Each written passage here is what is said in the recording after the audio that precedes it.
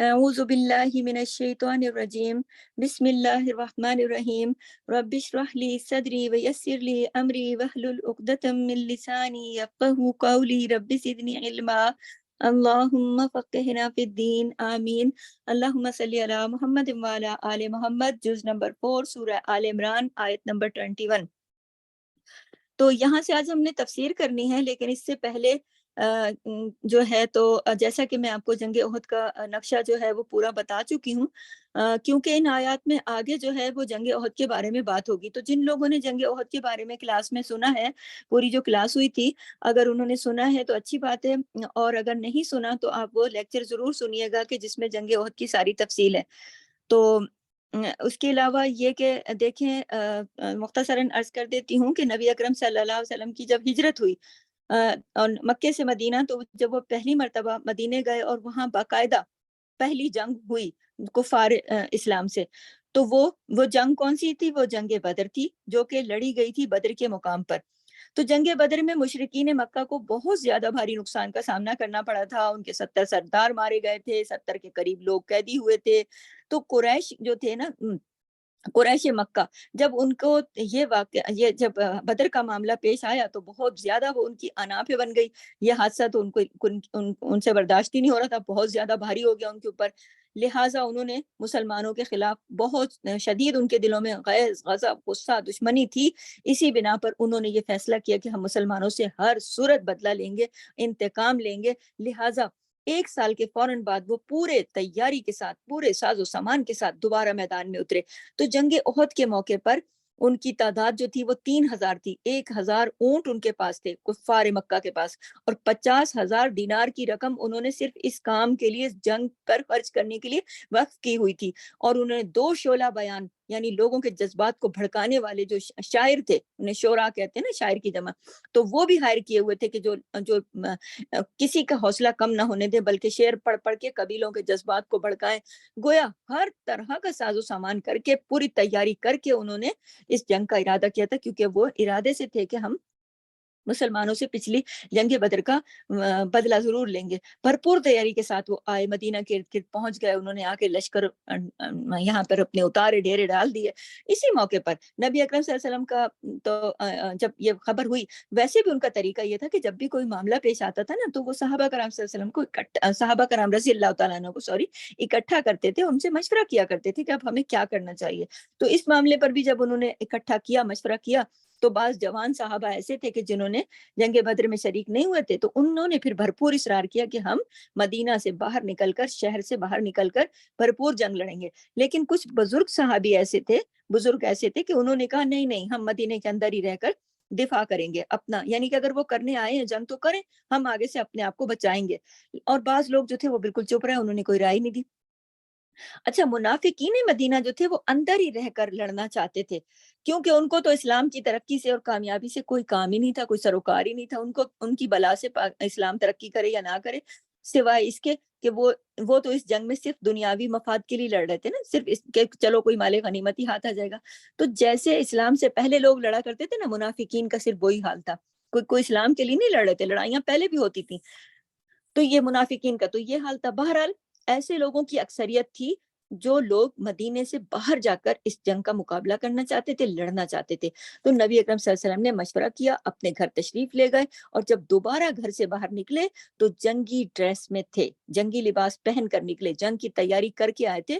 تو اس موقع پر جو کچھ صحابہ تھے انہیں تھوڑی پریشانی ہوئی، انہوں نے سوچا کہ ہم نے تو نبی کریم صلی اللہ علیہ وسلم کے ساتھ اصرار کیا کہ چلو باہر چلو مدینے سے، تو ایسا نہ ہو کہ ہماری وجہ سے نبی کریم باہر جا رہے ہوں۔ تو پھر انہوں نے دوبارہ اپنی رائے پیش کی کہ اے اللہ کے رسول، اگر آپ چاہیں تو ہم مدینہ میں رہ کر بھی دفاع کر سکتے ہیں۔ لیکن پھر نبی کریم صلی اللہ علیہ وسلم نے اس موقع پر فرمایا کہ یہ بات کسی نبی کے لیے جائز نہیں کہ وہ جنگ کی تیاری کے ساتھ نکلے اور پھر پلٹ آئے۔ جو فیصلہ ہو گیا وہ ہو گیا، اب اللہ پر بھروسہ کر لیا، اس پر جمے رہو، نبی کریم صلی اللہ علیہ وسلم نے فرمایا۔ بہرحال آپ تقریباً 1000 کا لشکر لے کر مدینے سے باہر نکلے۔ آپ نکلنے کے لیے چلے ہی تھے کہ منافقین کے سردار عبداللہ بن ابی نے اعلان کر دیا اپنے 300 ساتھیوں سمیت کہ ہم تو نہیں جائیں گے آپ کے ساتھ، اس لیے کہ آپ نے تو ہماری بات نہیں مانی۔ ہم تو کہہ رہے تھے مدینہ کے اندر رہ کے اپنا دفاع کرو، آپ تو مدینے سے باہر جنگ لڑنے جا رہے ہیں، ہم تو نہیں جائیں گے۔ اس طریقے سے 300 بندے ساتھ سے کٹ گئے۔ اب جب مخلص جو مسلمان تھے انہوں نے جب اس موقع پر دیکھا تو اس میں دو گروہ ایسے تھے، ایک بنو سلمہ اور ایک بنو حارثہ۔ ان کے دلوں میں بھی خوف آ گیا، تھوڑی دیر تک کے لیے ان پہ بھی بزدلی آ گئی اور سوچنے لگے کہ ہم جائیں یا نہ جائیں۔ تو آپ سوچئے کہ 300 لوگ تو پہلے ہی کٹ گئے، 300 لوگ تو پہلے ہی ہٹ گئے 1000 کے لشکر میں، باقی بچے 700۔ اب انہوں نے سوچا کہ پتہ نہیں اب ہم کامیاب ہوتے ہیں یا ناکام ہوتے ہیں، یعنی ڈگمگانے لگے۔ لیکن پھر اللہ نے ان کے دلوں کو تھام لیا، اس خیال کو ان سے دور کر دیا، اور وہ نبی پاک صلی اللہ علیہ وسلم کے ساتھ مدینے سے باہر جنگ کے لیے تشریف لے گئے۔ تو جنگ کی تفصیل جو ہے نا وہ چلے گی، وہ آگے آگے ساتھ ساتھ بیچ بیچ میں چلے گی۔ اور بیچ میں دوسرا جو پہلی جو مارکا ہوا ہے بدر کا، جو کہ بدر کی پوری کہانی ہم نے آپ کو پہلے بھی سنائی تھی، جنگ بدر، اور وہ پورا مارکا جو ہے اس کے جو پہلی جنگ تھی اسلام کی، وہ اس کا ذکر بھی آگے چل کر ان آیات میں ساتھ ساتھ چلے گا، اور آگے چل کر اس میں جنگ احد کا بھی واقعہ ساتھ ساتھ چلے گا۔ تو اس لیے میں نے آپ کو دوبارہ تھوڑا سا بتا دیا ہے۔ تو آپ دیکھیے جو آیت نمبر ہے 121، 121، وَإِذْ غَدَوْتَ، اور جب صبح سویرے نکلے آپ، من اہلکا، اپنے گھر والوں سے، تبوّئ المؤمنین، آپ تبوّی، آپ کیا کر رہے تھے؟ متعین کر رہے تھے، مومنین، مومنوں کو، مقاعدہ، ٹھکانوں پر، مورچوں کے اوپر، للقتال، کس کے لیے؟ جنگ کے لیے، واللہ، اور اللہ، سمیع علیم، خوب سننے اور جاننے والا ہے۔ یعنی وَإِذْ غَدَوْتَ مِنْ أَهْلِكَ، اور جب آپ صبح سویرے نکلے تھے۔ غدوتا کا جو لفظ ہے عربی میں کہتے ہیں فجر اور سورج نکلنے کے درمیان کا جو وقت ہوتا ہے نا اس کو۔ تو یہاں خطاب کس سے کیا جا رہا ہے؟ کس کے بارے میں بات ہو رہی ہے؟ وَإِذْ غَدَوْتَ، جب صبح سویرے نکلے آپ، کون؟ نبی کریم صلی اللہ علیہ وسلم۔ کس بارے میں؟ یہ جو میں نے آپ کو پیچھے بتایا کہ جب وہ جنگی ڈریس پہن کر اور نکلے تھے صبح کو، یہ اس کے بارے میں بات ہو رہی ہے کہ جب آپ نکلے صبح سویرے اپنے گھر سے، اور من اہل کا، اہل کہتے ہیں نا گھر والوں کو، کہتے ہیں نا اہل خانہ، تو اپنے گھر سے اور گھر والوں سے۔ تو آپ اس روز حضرت عائشہ کے گھر میں تھے، اور کیا تھا؟ 12 شوال، یاد رکھیے، نوٹ کیجئے، اور 3 ہجری، یوم السبت، ہفتے کا دن، صبح سویرے آپ صلی اللہ علیہ وسلم اپنے گھر سے اپنا جنگی لباس پہن کر تیار ہو کے نکلے۔ آپ پہلے ایمان کو متعین کر رہے تھے، تبوّئ المؤمنین، آپ متعین کر رہے تھے، کیا کر رہے تھے؟ مناسب جگہوں کے اوپر، ٹھکانوں کے اوپر، جو جنگ کے لیے نکلے تھے نا، وہ مومن جو تھے، وہ مومنین، مومن کی جمع ہے نا، تو ان کو وہ فکس کر رہے تھے۔ منافق تو آئے نہیں تھے، 300 منافق تو راستے میں کٹ گئے تھے۔ اب جو تھے مومنین تھے، خالص مسلمان تھے۔ آپ یہ دیکھیے کہ اللہ تعالیٰ نے یہاں مومنین کا ذکر کر دیا، اور پیچھے آپ کو میں نے بتا دیا کہ 300 منافق عبداللہ بن ابی کے ساتھ تو کٹ گئے تھے نا۔ اب اس آیت میں یہاں اللہ نے کہا تبوّئ المؤمنین، آپ متعین کر رہے تھے مومنوں کو، یعنی وہ جو خالص مسلمان آپ کے ساتھ آئے تھے وہ منافق نہیں تھے۔ تو کہاں متعین کر رہے تھے؟ مورچوں کے اوپر، جنگ کے گھات لگانے کی جگہ ہوتی ہے نا، جنگ میں جو ایک پوزیشن ہے، اپنی اپنی پوزیشنوں پہ فکس کر رہے تھے، اور ساتھ ساتھ آپ دعائیں بھی مانگ رہے تھے۔ اس سے کیسے پتہ چلا کہ دعائیں مانگ رہے تھے؟ اس لیے تو اللہ نے فرمایا نا کہ واللہ سمیع علیم، اللہ سننے والا ہے اور اللہ جاننے والا ہے۔ تو یہاں سے ہمیں بڑی اہم باتیں پتہ چلتی ہیں۔ 2 باتیں تو میں آپ کو یہاں واضح کر دوں، کوئی بھی اہم، دیکھیں نبی کریم صبح سویرے نکلے گھر سے، یہ اللہ نے بتا دیا، تو ہمیں پتہ چلتا ہے کہ کوئی بھی اہم کام جب انسان کرنا چاہے تو اس کا آغاز صبح سویرے کرے۔ یہ نبی کریم صلی اللہ علیہ وسلم کی سنت ہے۔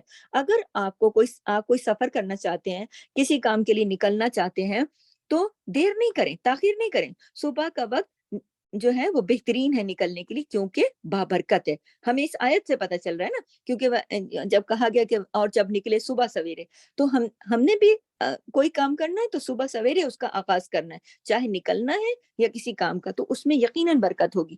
پھر یہ کہ تو اللہ دیکھیں نا، من اہل کا، اللہ نے گھر والوں کا بھی ذکر کر دیا ساتھ میں، کہ اور پھر آگے یہ ہے نا کہ اللہ خوب جانتا ہے، خوب سنتا ہے۔ تو آپ دیکھیے کہ جب اللہ نے کہا کہ وہ نکلے، آپ نکلے صبح سویرے اپنے گھر والوں سے، تو اللہ تعالیٰ یہاں فرما رہا ہے نا من اہل کا، یعنی گھر والوں سے نکلے۔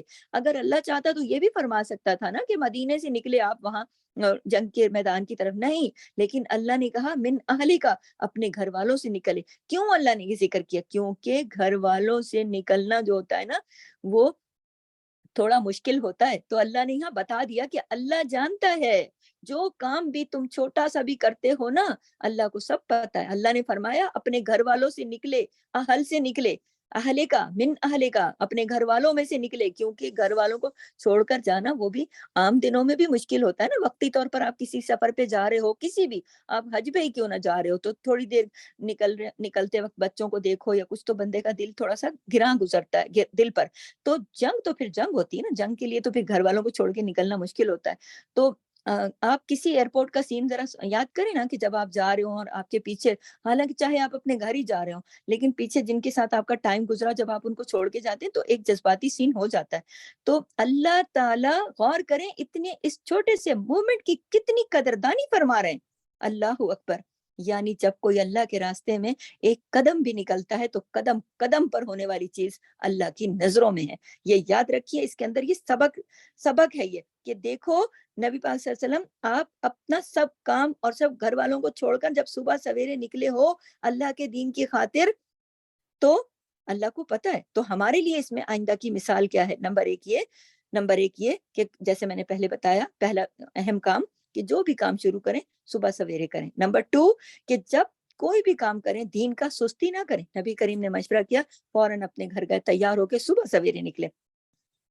اور نمبر 3 اس بات کو یاد رکھیں کہ کبھی یہ نہ سوچیں کہ اللہ تو قدم قدم کی آپ کی موومنٹ، آپ کا جذبہ، آپ کے دل میں پیدا ہونے والی خواہش، آپ کے دل میں پیدا ہونے والا خیال، چھوٹی سی بات کو بھی جانتا ہے۔ کیسے اللہ تعالیٰ نے یہاں ذکر کر دیا اہلِ کا، تم نکلے اپنے گھر والوں سے۔ ہاں، اللہ تو مدینے کا بھی نام لے سکتے تھے، لیکن اللہ نے کہا کہ آپ نکلے تبوّئ المؤمنین، آپ متعین کر رہے تھے، آپ کام دے رہے تھے۔ یہ بھی دیکھیں، اللہ تعالیٰ دیکھ رہے ہیں سب کچھ کہ وہ کام دے رہے ہیں، آرگنائز کر رہے تھے اپنی فوج کو۔ اس سے پتہ چلتا ہے کہ کوئی بھی کام، دیکھیں یہاں اس تبوّع کے اندر بھی ایک بڑا لیسن چھپا ہوا ہے کہ آپ کوئی بھی کام کرتے ہو آرگنائز ہو کے کرنا چاہیے۔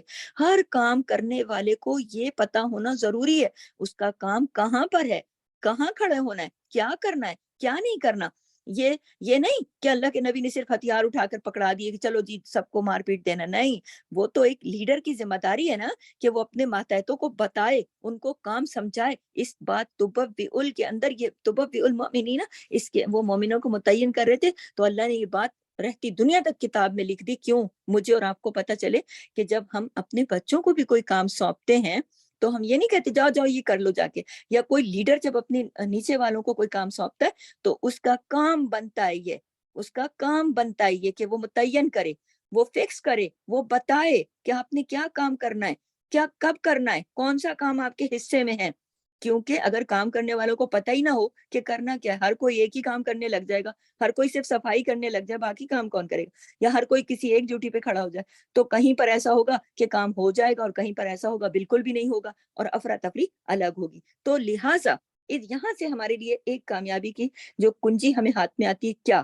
لہٰذا یہ ضروری ہے کسی بھی کام، یہ نوٹ کیجئے، بہت امپورٹنٹ جملہ بولنے جا رہی ہوں کہ کامیابی کے لیے ضروری ہے صحیح مینجمنٹ ہو۔ کامیابی کے لیے ضروری ہے کہ صحیح مینجمنٹ ہو۔ ہمیں قرآن سے سبق لینا چاہیے نا، ہمیں قرآن کا ایک ایک لفظ ہماری زندگی کے لیے طریقے سکھاتا ہے، اور پھر نبی کے طریقوں پر عمل کرنا تو پھر سنت رسول بھی ہے۔ تو بعض لوگ یہ سمجھتے ہیں کہ صرف نماز پڑھنا، ہم ذکر بھی کرتے ہیں، ہم اذکار بھی کرتے ہیں، ہم دین کا کام بھی کرتے ہیں، بس یہی عبادت ہے۔ نہیں، عبادت تو یہ ہے ہی ہے یقیناً، لیکن صرف یہی نہیں۔ کہنے کا مقصد یہ ہے کہ جس کام کو بھی آپ کرنے چلے ہیں منظم طریقے سے کریں، یہ بھی نبی کی سنت ہے۔ طریقے سے کریں، پوری سمجھ بوجھ کے ساتھ کریں کہ ہم کوئی کام کرنے لگے ہیں، کیسے کرنا ہے، اس میں کون کون حصہ لے گا، کس وقت ہوگا، کس کا کیا کام ہے، پورے منظم طریقے سے کرنا، یہ بھی سنت ہے۔ یہ نہیں کہ زندگی پوری بے ہنگم ہے اور بے طریقہ ہے اور ذکر و اذکار کیے چلے جا رہے ہیں اور نماز پڑھے چلے جا رہے ہیں، ہم بڑے دین پر ہیں۔ دین تو آپ کو قدم قدم طریقے سکھاتا ہے، دین تو آپ کو جینے کی ہر چیز سکھاتا ہے۔ تو آپ سب چیزیں سیکھیں نا۔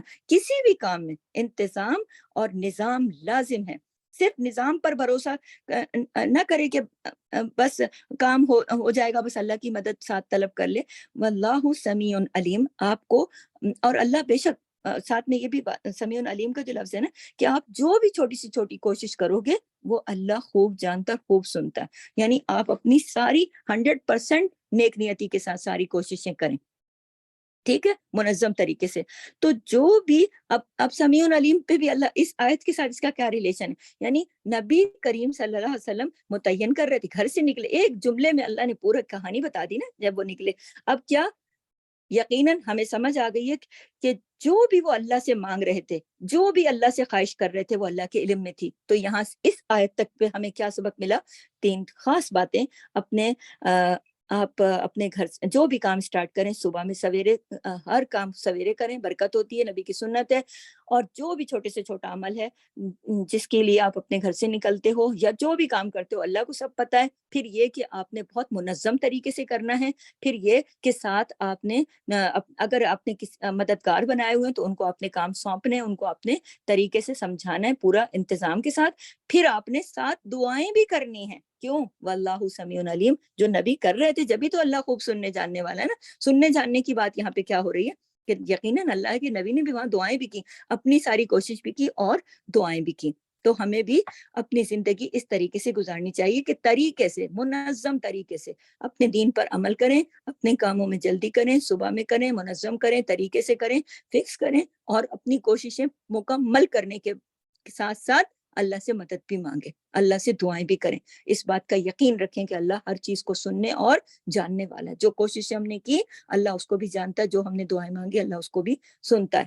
یہاں پر ہماری 121 کمپلیٹ ہو رہی ہے. اب میں 122 پہ جاتی ہوں. از ہمت، جب ارادہ کیا، طائفتانی، 2 گروہوں نے، منکم، تم میں سے، ان تفشلا، کہ وہ دونوں بزدلی دکھائیں، واللہ، اور اللہ، ولیہما، مددگار تھا ان دونوں کا، وعلی اللہ، اور اللہ ہی پر، فلیتوکل المؤمنون، پس چاہیے کہ وہ توکل کریں. کون؟ المؤمنون، ایمان والے. جب 2 گروہوں نے، اب آپ دیکھیے کہ میں نے جو آپ کو پہلے کہانی بتائی اس سے آپ کو یہ بات آسانی سے سمجھ میں آ رہی ہے نا. 2 گروہ کون سے تھے؟ بنو سلمہ اور بنو حارثہ. کیونکہ ان 2 گروہوں کے دلوں میں خیال آیا تھا، جبکہ یہ دونوں مومن تھے.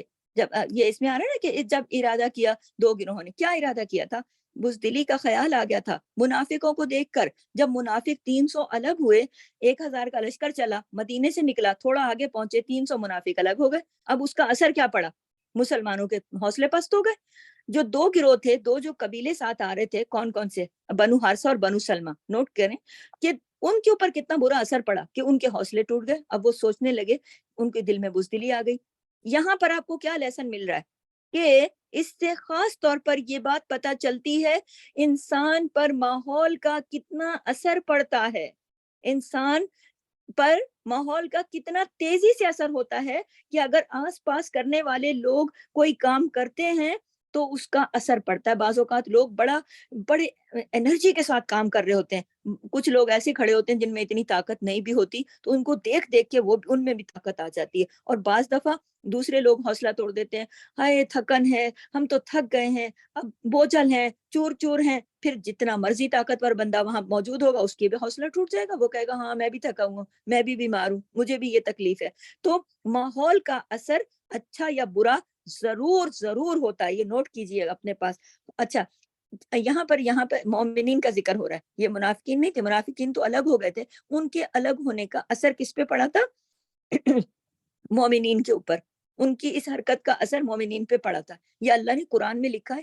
تو آپ اس بات کو سوچیں کہ یہ کتنی امپورٹنٹ بات ہے. تو ایسے ماحول سے بھی بچنا ہے نا کہ جو آپ کو آپ کے ایمان کو متاثر کرے. کیونکہ دیکھیں یہ ایمان والے لوگ تھے. ماحول اچھا ہو یا برا ہو اثر انداز ضرور ہوتا ہے، خواہ ایمان اور تقوی کتنا ہی بڑا کیوں نہ ہو. تو وہ ایمان والے لوگ جو تھے وہ بھی متاثر ہوئے نا. تو ہم نے اپنے لیے کیا سیکھا اس آیت سے کہ ہمارے دل میں ایمان یا تقوی کتنا بھی ہو ہمیں بھی ماحول متاثر کر سکتا ہے. تو کرنا کیا ہے؟ سیکھ کیا رہے ہیں یہاں پر کہ ایسے ماحول سے بچنا ہے، ایسے لوگوں سے بچنا ہے جو بجائے حوصلہ افزائی کرنے کے الٹا حوصلے توڑ دیں، الٹا ہمیں کمزور کریں، الٹا ہمارے اوپر اچھے اثرات نہ چھوڑیں. ایسے لوگوں سے پھر بچنا ہے. ہمیں اس آیت سے بات سمجھ میں آ رہی ہے.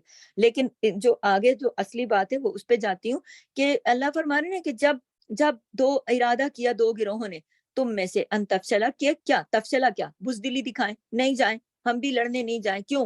کیوں لڑنے نہیں جائیں, ایسا نہ ہو کہ دشمن ہم پہ حاوی ہو جائے, ڈاواڈول ہو گئے, بیچ میں لٹک گئے. تو ایک حدیث ہے, ایک مرتبہ نبی اکرم صلی اللہ علیہ وسلم سے, یہاں پر میں بتاتی چلوں کہ نبی اکرم سے پوچھا گیا تھا کہ مومن بزدل ہو سکتا ہے کیا؟ تو آپ صلی اللہ علیہ وسلم نے فرمایا ہاں بزدلی ہو سکتی ہے. پھر پوچھا کیا مومن بخیل ہو سکتا ہے؟ تو کہنے لگی ہاں ہو سکتا ہے, پیسے کی محبت ہو سکتی ہے. پھر پوچھا گیا کیا مومن جھوٹا ہو سکتا ہے؟ تو آپ صلی اللہ علیہ وسلم نے فرمایا نہیں, مومن جھوٹا نہیں ہو سکتا, کیونکہ ایمان اور جھوٹ ایک دل میں جمع نہیں ہو سکتے. جھوٹ تو منافقوں کی علامت ہے, جھوٹ تو منافقت کی خاص علامت ہے. تو بہرحال اس وقت ان مومنوں کے دلوں میں خیال آیا کہ ہم بھی واپس چلے جاتے ہیں. یہاں میں نے یہ حدیث آپ کو اس لیے سنائی کہ آپ کو پتا ہو کہ مومنوں میں نبی کریم کے ارشاد کے مطابق بزدلی بھی آ سکتی ہے. تو وہ اس گروپ کو دیکھ کر تو بہرحال ان کے دلوں میں خیال آیا کہ ایسا کرتے ہیں, ہم بھی واپس چلے جاتے ہیں. لیکن واللہ ولیہما, اور اللہ مددگار تھا ان دونوں کا. کن دونوں کا؟ یہ دونوں گروہ, یہ بنو حارثہ اور بنو سلمہ, جن کے دل میں خیال آیا کہ ہم لوٹ جاتے ہیں واپس. تو اللہ نے جب دیکھا, دیکھیں کہ ان کے دلوں میں خیال آیا, اللہ کی قدرت ساتھ ساتھ چل رہی نا, سب کے دلوں کو دیکھ رہی ہے نا. تو اللہ نے کیا کیا, تھام لیا ان کے دلوں کو. اللہ ان دونوں کا مددگار تھا.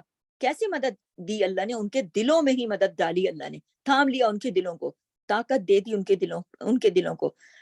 ٹھیک ہے, جیسے ہم پڑھ چکے ہیں نا, پیچھے ہم پڑھ چکے ہیں نا کہ اللہ مومنوں کا مددگار ہے, حمایتی ہے, مولا ہے, وہ ہر پل ساتھ رہتا ہے, خوب جانتا ہے, قریب دل کی ایک ایک اندر پیدا ہونے والی حرکت کو اللہ تعالیٰ جانتا ہے. تو جب اللہ نے ان کو سمجھا تو اللہ نے ان کو تھام لیا, ان کے دلوں کو مدد دی. ٹھیک ہے, وَعَلَى اللَّهِ, اور اللہ ہی پر فَلْيَتَوَكَّلِ الْمُؤْمِنُونَ, پس ایمان لائے, پس چاہیے کہ توکل کریں ایمان والے. اب اس کے اندر کتنا لیسن چھپا ہوا ہے. ایسے اندھیرے, جب مشکلات کے اندھیرے چھا جاتے ہیں تو اللہ ہی نکالتا ہے, گرنے نہیں دیتا بندے کو, بچاتا ہے, پہچانتا ہے, وہ جانتا ہے کرنا کیا ہے, مومن کو مدد دیتا ہے. لیکن یہ مدد کب آتی ہے؟ ایمان کے ساتھ آتی ہے. یہ یہاں پر فَلْيَتَوَكَّلِ الْمُؤْمِنُونَ, آپ خاص طور پہ دیکھیے ایمان والوں کا ذکر ہو رہا ہے. اچھا, منافقوں کا میں نے آپ کو بتایا نا پیچھے کہ 300 منافق الگ ہو گئے, اللہ نے تو نہیں تھاما نا ان کے دل کو. کیوں؟ ایمان ہی نہیں تھا نا, چلے گئے واپس. جب مومنوں کے دل پر گراں گزری کہ ہائے پتہ نہیں کیا ہوگا, اللہ نے تھام لیا, کچھ نہیں ہوتا, چلو آگے. ہاں, تو مدد آئی نا اللہ کی. تو یہاں پہ ایک نقطہ ہمیں سمجھ میں آیا کہ مومن کہہ کے اللہ نے بلایا کہ ایمان والوں کو مدد آ گئی. کہاں سے؟ اللہ کی. تو ہمیں سمجھ آ گئی کہ مدد آتی کب ہے. نوٹ کیجئے گا, ایمان کے ساتھ جتنا ایمان ہوگا اتنی مدد آئے گی, حتیٰ کہ اتنی مدد آئے گی کہ جتنی آپ کا ایمان ہوگا. تو بزدلی کا خیال بھی نہیں آئے گا پھر کسی کو, کیونکہ ایمان کا درجہ جو ہوتا ہے نا, ایمان کا درجہ جیسے جیسے بڑھتا ہے, اسی طرح مومنوں کو اللہ پر بھروسہ اور توکل کرنا چاہیے. اور جیسے جیسے ایمان کا درجہ بڑھتا ہے, یہ توکل کرنا چاہیے, یہ بھروسہ رکھنا چاہیے کہ ویسے ویسے اللہ کی مدد بھی بڑھے گی.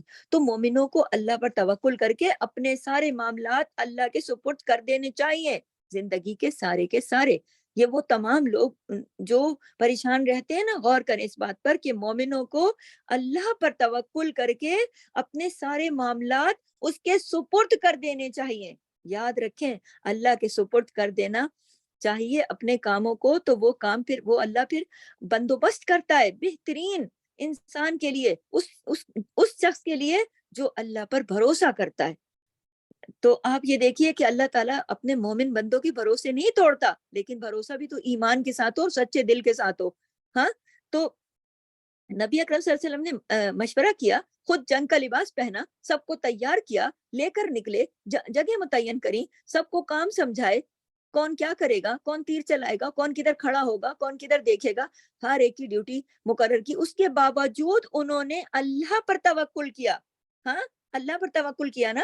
مومن اللہ پر کیوں توکل کرتا ہے؟ کیونکہ وہ جانتا ہے کہ ان تمام مادی اسباب کے پیچھے اللہ کی طاقت ہے, جو سب سے زیادہ طاقت ہے اور سب سے زیادہ بڑی ہے. ہر اسلحے سے زیادہ بڑی طاقت اللہ کی طاقت ہے. تو توکل بھی پھر اللہ ہی پر کرنا چاہیے, نہ کہ مادی چیزوں پر. تو اللہ کو اسباب کی ضرورت نہیں ہے. وہ تو دیکھیں وہ تو چاہتا ہے، اللہ چاہے نا صرف ایک کن کہے تو سب کچھ ہو جاتا ہے، تو اس کے لیے تو کوئی مشکل ہے نہیں۔ اب یہ ہے کہ توکل کے بھی درجے ہوتے ہیں، جب ہم توکل کرتے ہیں نا، توکل کے درجے ہوتے ہیں۔ دیکھیں جیسے جتنا بندے کا ایمان ہوتا ہے نا اتنا زیادہ توکل ہوتا ہے، جتنا بڑا ایمان اتنا بڑا توکل۔ جب تک انسان اللہ پر بھروسہ نہیں کرتا، اللہ کے راستے میں آگے بڑھ نہیں سکتا۔ کیوں؟ جتنا جتنا ایمان بڑھے گا، جتنا جتنا ایمان ہوگا اتنا ہی اتنا توکل ہوگا، جتنا جتنا توکل ہوگا اتنا اتنا ایمان بڑھے گا۔ ان دونوں کا آپس میں تعلق ہے۔ تو بندے کو یقین ہو جاتا ہے کہ مجھے اللہ ہی ہر کام میں، ہر مشکل میں اللہ ہی نکالتا ہے، اللہ ہی بچاتا ہے، اللہ ہی مدد کرتا ہے۔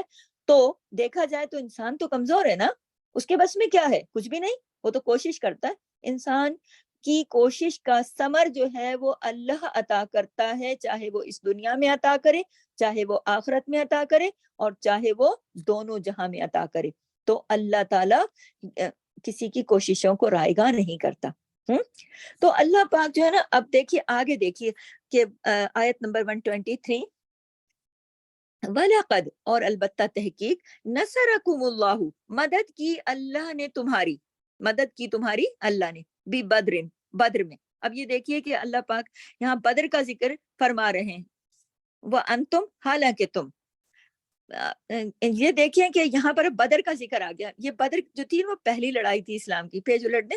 تو اب دیکھیں کہ اللہ پاک بدر کا ذکر فرما رہے ہیں مومنوں کو اپنی مدد کا یقین دلاتے ہوئے، یقین دلاتے ہوئے۔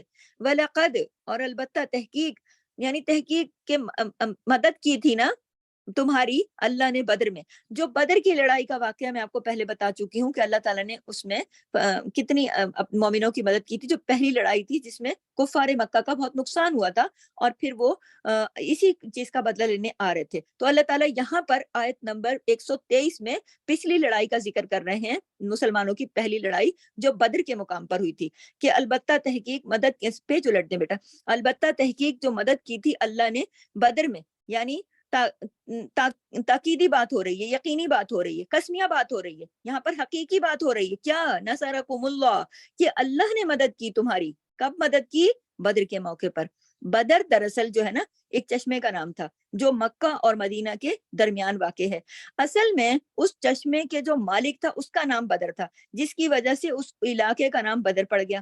یہ تقریباً مدینے سے 20 میل ہے، تو اس وقت مسلمان 20 میل باہر گئے تھے۔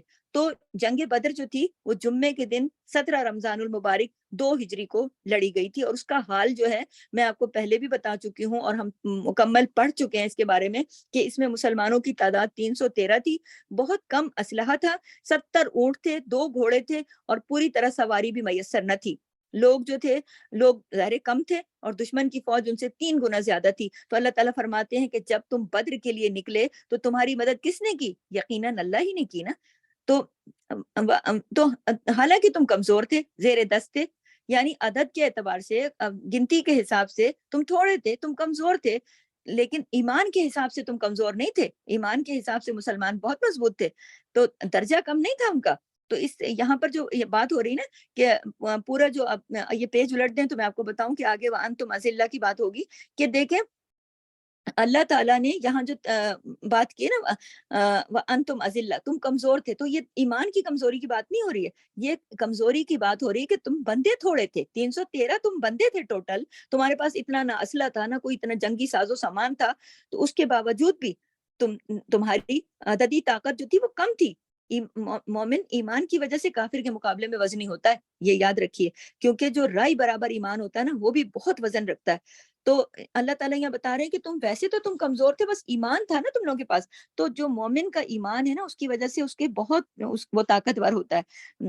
تو البتہ یہ بات الگ ہے کہ ان کے پاس جو تھے مادی اسباب کم بھی ہوں تو اس وجہ سے وہ کمزور، یعنی جسمانی صحت بھی کمزوری کا باعث ہو سکتی ہے، یا مادی اسباب جیسے جنگ کا سامان وغیرہ، تو دوسری جو چیزیں ہیں مقابلے میں بظاہر وہ کمزور نظر آ سکتا ہے، لیکن ایمان جو ہے اس کی طاقت جو ہے وہ ساری طاقتوں سے بڑی ہے۔ تو فرمایا کہ تم اذلہ، تم کمزور تھے، اچھا تم کمزور تھے، بظاہر تو تم کمزور تھے کیونکہ بندے کم تھے، اسلحہ وغیرہ نہیں تھا، جانور کم تھے ان کے پاس، گھوڑے اونٹ بھی کم تھے، تو کس طرح اللہ نے تمہاری مدد کی بدر میں. یہ اللہ تعالیٰ یہاں پر اس آیت میں 123 میں فرما رہے ہیں. اب کیا بات ہو رہی ہے آگے؟ فاتقوا اللہ، پس ڈرو اللہ سے، تاکہ تم لعلکم، تاکہ تم تشکرون، تم شکر ادا کرو. تو اس سے کیا پتہ چلتا ہے؟ اس سے پتہ چلتا ہے کہ تقوی جو ہے نا شکر کا سبب بنتا ہے. یہ نوٹ کیجئے گا کہ تقوی شکر کا سبب بنتا ہے. آپ دیکھیے جن کے دلوں میں تقوی ہوتا ہے نا وہ ہر وقت اللہ کا شکر بھی ادا کرتے ہیں. جو اللہ سے ڈرتے ہی نہیں ہیں، تقوی کیا ہے؟ اللہ کا ڈر ہے نا.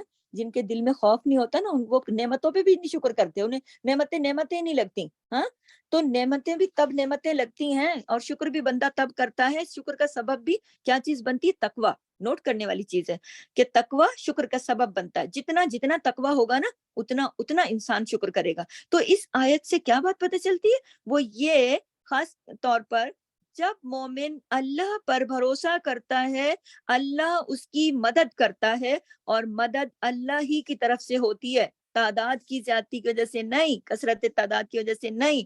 ورنہ کیا تھا؟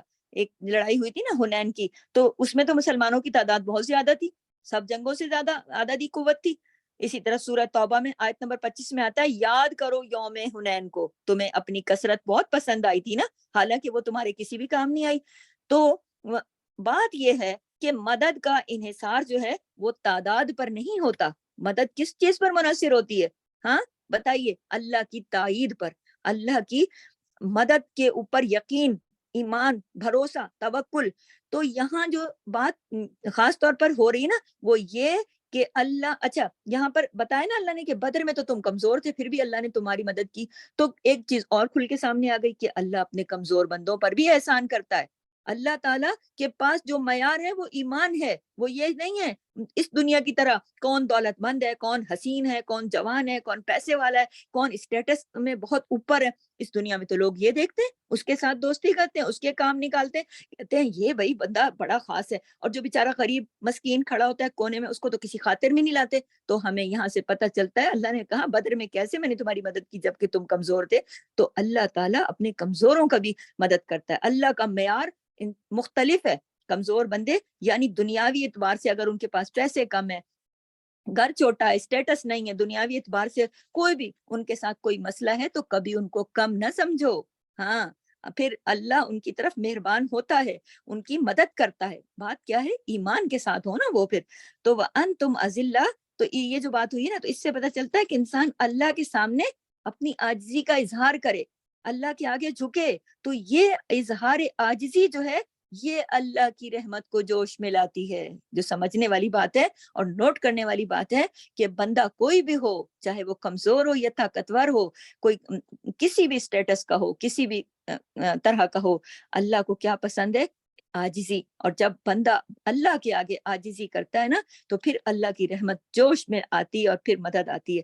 تو ہو سکتا ہے نا کہ ایسا شخص جس کو انسان دنیاوی اعتبار سے، کچھ لوگ ہوتے ہیں نا دنیا کے سارے بھائی اس کے پاس کیا ہے، چھوڑو اس کا کیا کرنا ہے. لوگ دنیاوی طور پر کمتر سمجھتے ہیں، بعض لوگوں کو حقیر سمجھتے ہیں، غریب سمجھتے ہیں. اس کو کیا پتا، اس کو تو کوئی کسی کھاتے میں نہیں ڈالتے نا بعض لوگوں کو. تو یاد رکھیں ہو سکتا ہے کہ وہ اللہ کی نگاہ میں بہت بڑا مقام رکھتا ہو. ہاں، اس بات سے اس آیت سے یہ پیغام ملتا ہے کہ کبھی بھی یہ نہیں سوچنا چاہیے، بلکہ عزت والا وہ ہے جس کے اندر تقوی زیادہ ہے. اسی لیے اللہ نے کہا فاتقوا اللہ، تقوی اختیار کرو، لعلکم تشکرون، تاکہ تم شکر کرو. تو اس سے بھی ایک بات اور پتہ چلتی ہے کہ جب اللہ کی مدد آ جائے تو پھر انسان کو اکڑنا نہیں چاہیے کہ ہاں جی میں نے تو یہ کر دکھایا، میں نے وہ کر دکھایا. بلکہ کرنا کیا ہے؟ اللہ کا شکر ادا کرے، اللہ کے آگے جھک جائے.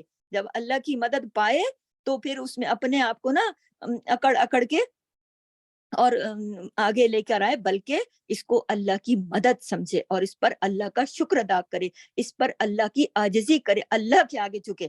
تو آپ دیکھیں کہ جب مشکل حالات ہوں، مادی اسباب کم بھی ہوں، تو ان واقعات کا جو ذکر ہے، جو میں بدر کا جیسے ذکر ہے، تو اس میں اللہ کی مدد آئی نا. دنیاوی اسباب کم تھے، دنیاوی مال و متاع نہیں تھا، پھر بھی تو ایسی چیزیں اللہ نے کیسے مدد کی. تو یہ چیزیں جب ہم اپنی عام زندگی میں, جب ہمارے پاس مال و دولت کم ہے یا کوئی بھی چیز کی کمی ہے, تو جب ہم اللہ کی مدد کے اس طرح کے واقعات کو سنتے ہیں, سمجھتے ہیں, یقین رکھتے ہیں اللہ کا کلام سچا ہے, تو ہمارے حوصلے بڑھ جاتے ہیں, یہ حوصلوں کے بڑھانے کا سبب بنتے ہیں. جبھی تو اللہ تعالیٰ اس موقع پر یہاں پہ دیکھیں نا, بدر کا واقعہ بتا رہے ہیں.